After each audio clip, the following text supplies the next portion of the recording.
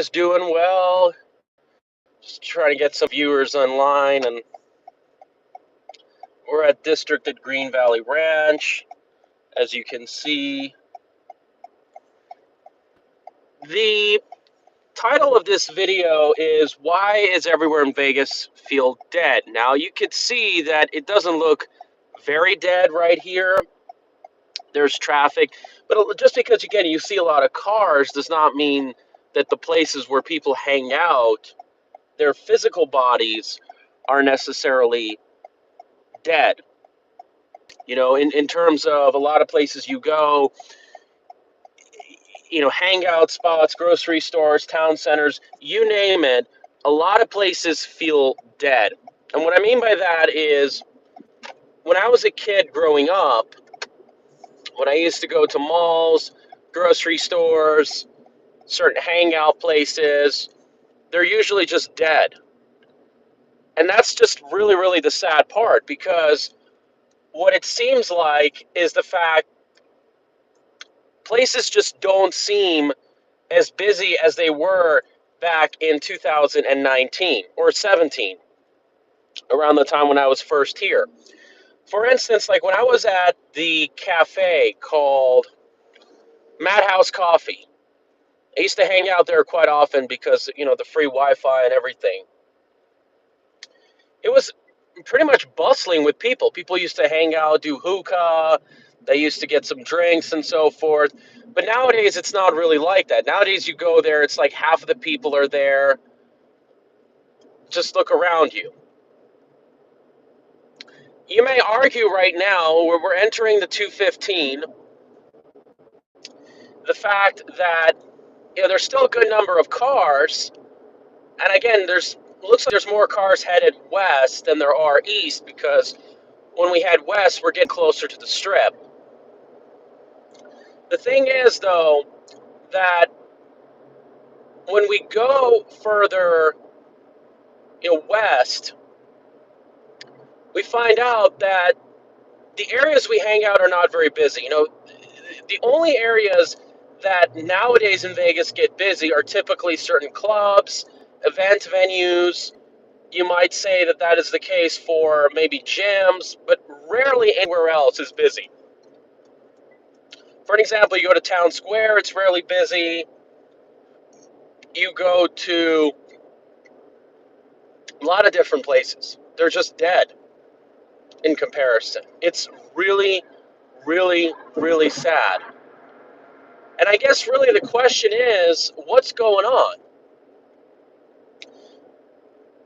I think the saddest part about all this is the fact that you don't see a lot of 20-something-year-olds. And let me explain what I'm talking about. Typically, when people hit 23, 27, they should be independent, they should have their own place, their own careers, and so forth. But the reality is that's just not what's happening, like what it used to be. What's happening is that there's a lot of people out there that are not going grocery shopping. They're not shopping for anything. They're not doing a lot of errands.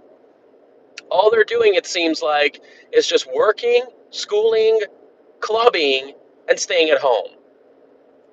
What kind of life is really that? Because it's kind of funny, when I was watching some videos on YouTube, and they were saying, like, okay, why is the dating scene so messed up? Well, for one thing is, if you are somebody who's spending time online, and rather than going out to the park, going out to certain places, like normal places, doesn't have to be loud overnight places, you're likely going to have a better dating outcome. Not to mention if you're more open to strangers. Well, unfortunately, a lot of people don't do that, and then they complain about the results they have. And it's very critical for particularly women in their 20s do that, because they're in their prime years, and the more they get out there, the better the chance that they'll meet the guy who is likely going to wife them up. That's the true reality of this all. But a lot of people just don't want to talk about that. Life isn't just staying at home, consuming electronics. Of course, you got to understand that, on the other hand, women tend to go out more because they still are 80% of the consumer market. And again, Not all the consumer market is in online. There's still brick and mortar that's happening. Make no mistake. However, the sad reality of it all is that men aren't even going out as much. Men are sitting at home playing video games, watching sports. They're not going out. They're missing out on a lot of opportunities. And this explains why we've got loneliness, we've got depression, we've got a lot of other things. I mean, women will at least tend to go out. You know, some of them will look at clothes. They will want to work on their beauty, nails, skin, hair, all that other stuff. However, they still don't go out as much. And that's what's really the problem. We're a generation where the only times you go out is at bars and clubs. And again, it's not necessarily in every type of bar, like your typical PTs or wherever. You don't see a lot of 20-something-year-olds hanging out as much. What you end up seeing is just a lot of older people who are just trying to, I don't know, satisfy their gambling addiction. Okay? People really need to. A lot of people say, well, you know, a lot of going out as much, or many of them just don't live here in Vegas. Well, I don't really believe that. I think that we have a good vibe for the younger crowd. I think if you look at the cost of living, if you look at the fact that many people after high school don't leave the area to go to college, it's certainly there's a lot of good possibilities here. There's no question about it. This idea, however, when people are staying at home, because it's funny, because when I was a kid, I was criticized of always staying at home and watching television and so forth, playing a lot of games. But now I'm not like that anymore. And what's even different is that back then, people had a desire to go out more often. If you look at, you know, the economy, not to mention where I lived growing up as a kid, I was in Southern California, which meant that Southern California, with its climate, which is more attractive throughout the year, it made sense to go out more. Because right now you don't see a lot of people going out. I mean, we're going to have temperatures in some areas that might even hit 110 degrees. So people just have a habit of staying at home. However, then again, there's still a lot of indoor facilities. You can go to air conditioning units. You can do a lot of different things. But people are just not doing that. They're not, unfortunately. And what happens as a result? Well, one of the things that ends up happening is the fact that we're more isolated, we meet fewer people. You might as well argue that people are more judgmental. So, like, a great place to meet young people right now is towards my right, which is this hangout spot, which is called Stoney's. It's a country, and again, you don't really have to like country music or the culture, but it's where you see a lot of young people. Obviously, the men are going to be older because, you know, typically women are younger in their prime, and, you know, by the time when they hit a certain age, they are likely to get married. You know what I mean?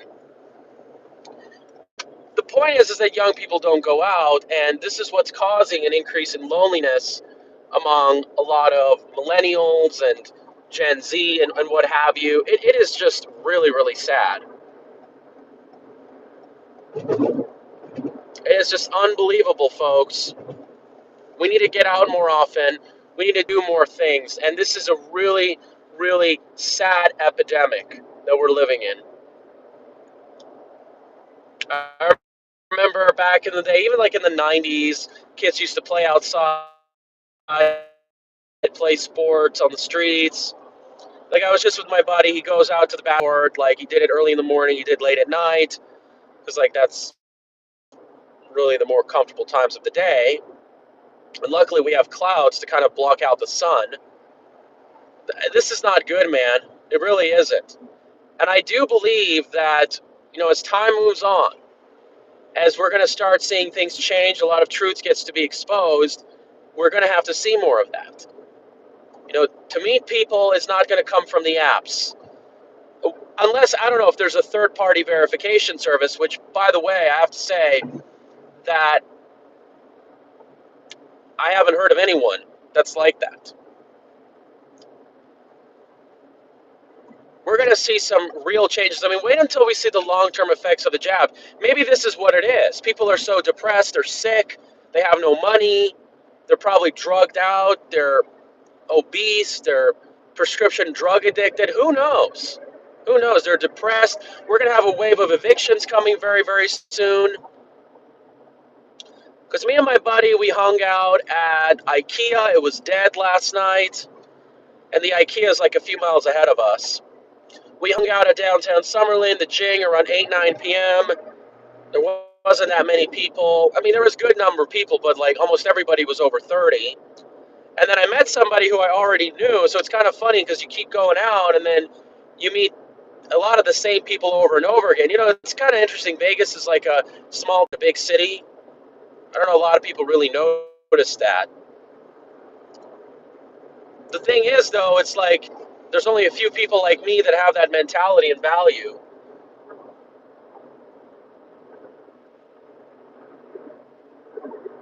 Yeah, it's better to work on yourself. Yeah, well, I'm still 29, so I still have a long way to go.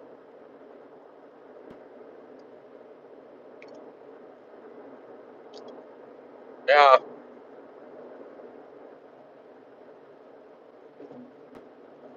just trying to test the waters a little bit, see what's going on.